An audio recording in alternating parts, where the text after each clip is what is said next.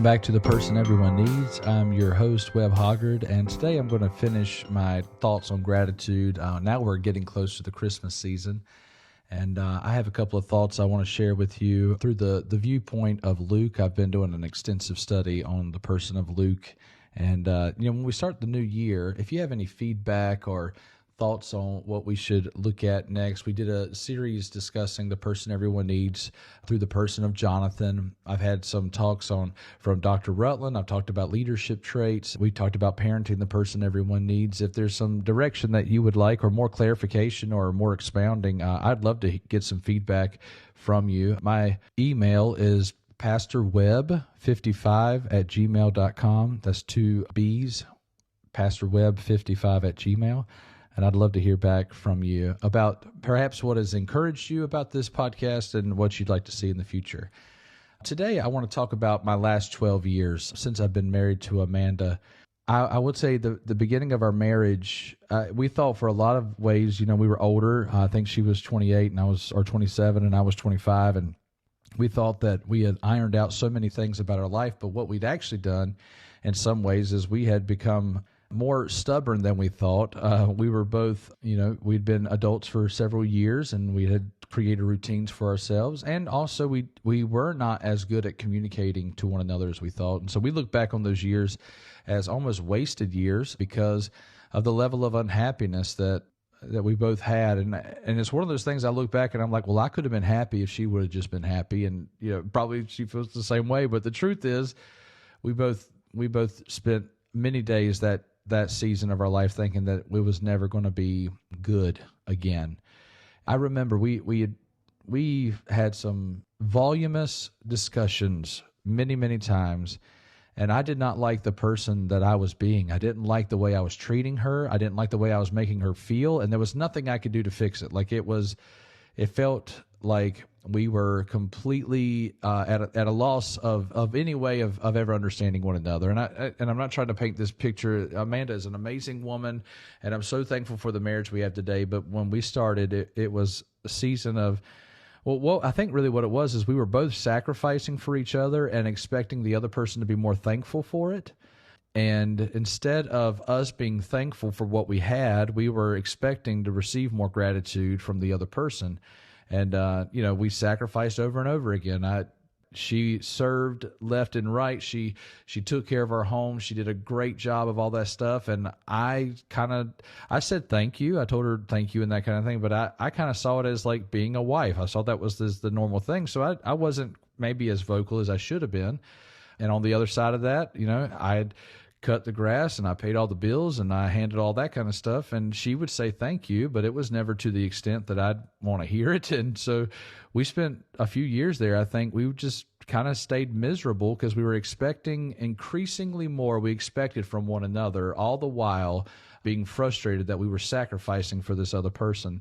Something happened that we stopped being thankful that we had just found somebody that would spend life with us. We stopped being thankful for that, and we started expecting things from one another.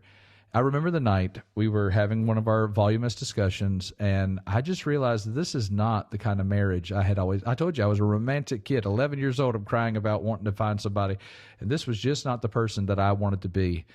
This was not the husband I wanted to be. I was not being the person that I wanted to be the rest of my life. We're a year and a half into it, and this is not the way I wanted it to always be. So I remember that night I went to my knees and I crawled all the way over to her and I grabbed her hand and I said, listen, I am treating you the way I think you deserve, but that is not what I promised you the day I married you.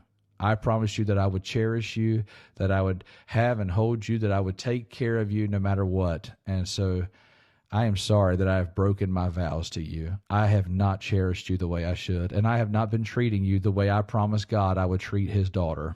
That's on me, and I am so sorry. Will you please forgive me? And she forgave me in that moment, and that really to me was the breaking point.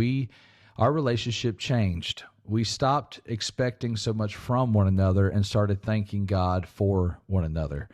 We stopped asking God to make the other person something and started asking God to make us what we needed to be to make more joy for one another. So it changed it. It changed the direction for our lives. And I remember on a daily basis, and even now, I remember the promise that I gave God that I would take care of his daughter. That the Lord was entrusting to me to be a husband to Amanda, and I would treat him like she's his daughter. And that has been a big moment for us. A few months after that, we had our first kid. Luke was born, and the boy had colic. The boy screamed from 6 o'clock to 8:30 every single night as hard as he could. There was nothing you could do. You could walk around with him a little bit, but honestly, there was just not much that could be done about it. He was just going to scream, and it was at least the first 6 months. The man didn't really even sleep through the night, at least the first 18 months. I mean, it was a tough period on our lives as well, on our marriage as well. But I remember praying for him every night. You know, I'd put my hand on his chest. I would be walking around with him, trying to get him to settle a little bit. And I remember praying over him, God, make him a man of love. Make him a man of passion. Make him a man of compassion. Make him a man of faith. And I heard the Lord say to me, I can't make him what you're not. I cannot produce in him what is not reproduced through you. So if you want him to be a man of faith, you're going to have to be. Now, I struggled my whole life feeling like I was a coward and a lazy bum. Like I had always struggled with that identity. So I started praying to the Lord, if that's what I have to be as a man of faith, Lord, I pray that you'd make me that. And it was in that season that I heard the story of Abraham different than I'd ever heard before. It says in Genesis that Abraham's father, I believe his name was Terah, he was leaving Ur of the Chaldeans, right? So he's leaving Ur, and on the way, it seems like his son dies. He has a son that passes away, and wherever that takes place, Terah just kind of puts down anchor right there. He builds a city, and he names it after that son, and he never makes it to Canaan, where it seems like that's where he was headed. So here's Abraham, probably in his 70s, and the Lord says to Abraham, I want you to leave your family. I want you to leave everything you understand. I want you to leave, and I want you to go to the land of Canaan. And I feel like the Lord began to say to me, a man of faith would leave his family. I was living near my family. You leave what you understand and walk by faith. So there was some other things that came into that, some other conversations that took place, but for the most part, I began to realize that it was my time. I needed to leave Askewville, my home. So I went to my pastor, and he asked me to work a 3-month notice. And at the time, I thought that was, ridiculous. 3 months, whatever. I got another, God's got something else for me. Well, thank God, because I worked those 3 months. And in fact, my last day working there was my son's first birthday. It was the last day I had, and I didn't have another regular job for 4 or 5 more months. The Lord provided for us, took care of us.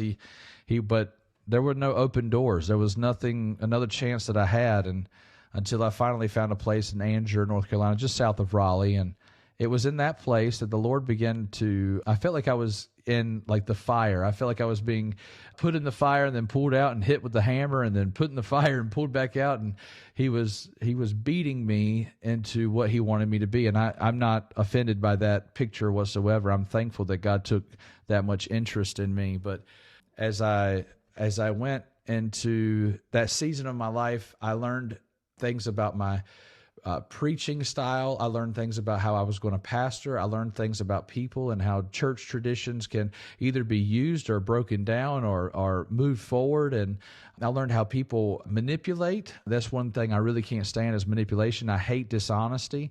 And so I learned how people speak. And I remember there was one time, there was a lady in my life that she was on the regular, always trying to let me know what I was doing wrong and all that. And I remember sitting her down. I couldn't tell her that she was demon-possessed or anything like that, but I just remember telling her, look, I can't tell you that you're a snake. I just know that every time I go on a walk with you, I get bit by a snake. And so I've got to kind of remove myself from your life. And that was the end of that relationship. She kind of moved on, and it was better for both of us. Her life blossomed after, my life blossomed after.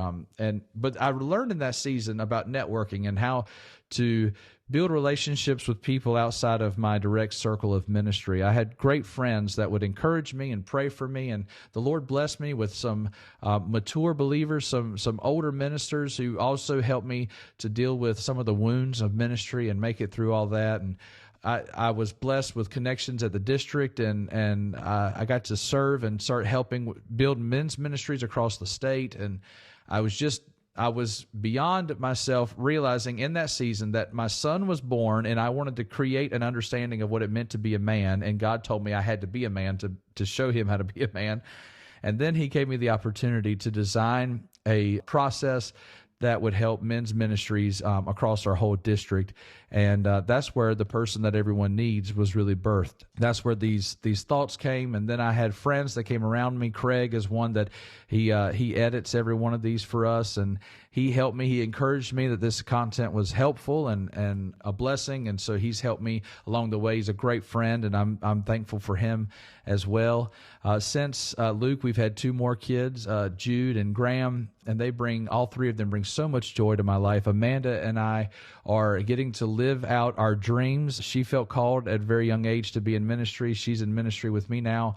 We are serving. She's the administrator over at BACA, and I'm the pastor at Askewville Assembly. We are living in the dreams and the destinies that we believed for years and years and years ago. God has brought every one of those dreams to pass for us, and he continuously begins to massage more goals for us in the future. And we are just so thankful that the Lord would even see us worthy to be introduced to him, much less to be called by him. And now we get to see that he can also keep us together, keep us safe and strong and healthy, and even keep us in the middle of the storms. Our God is able to do that. And so that's where he has moved us. He's given us so many friends throughout the seasons. He's helped us to trust him more and more. And in 2020, things took a turn in our ministry there in south of Raleigh that really, really broke our hearts. It really, really broke our hearts. And at a moment that I kind of thought that perhaps the destiny of preaching and all that may have been at its lowest, the Lord opened the door for me to return to Askewville. It was kind of like Moses. I kind of felt like I had run away. I was the outlaw. I was the shepherd in another area, and God called us to come back in 2020. And since that time, I've got to see baseball buddies, peers that I went to school with. I've been able to see their children be saved. I've seen children filled with the Holy Spirit and new callings on people. I've been able to see the salvations and families change. I've also seen heartbreak. I've been able to be here with the people I care about the most and be with them through the midst of their heartbreaking times. I've gotten to be a part of funerals of people that built major parts of my life. And I'm thankful to God for the season that he has brought me back to my home. And I'm believing that he continues to have great plans to prosper, great destinies for those around me. And I guess that's really my dream, is that every single week I stand in the pulpit, every group I get to be around, every time I meet with the deacons, every time I get to minister to those in the community, what I want to do is I want to inspire other people's destinies, to be reminded that God has great plans. He wants to prosper you in ways you could never imagine. I want to build people up on the regular. Because here's what I know. People that are full of gratitude, people who are full of destiny, people who fully understand who they are in Christ, a person that realizes that there is a legacy beyond them. That's a person that everyone needs.